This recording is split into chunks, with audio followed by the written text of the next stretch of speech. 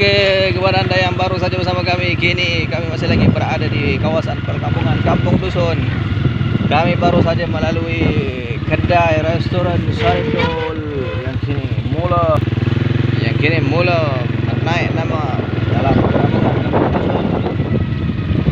Sebab setiap masakan yang dimasak begitu enak dirasa sehingga menggamit kenangan silam. Kepada Anda yang baru saja menonton video kami, jangan lupa untuk share dan like video kami dan terus menyokong.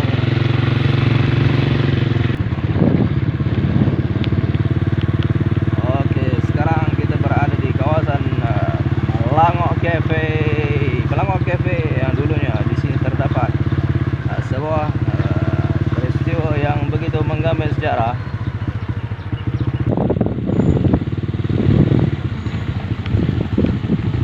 Oke, kini kami masuk di penghujung Kampung Dusun, kawasan dan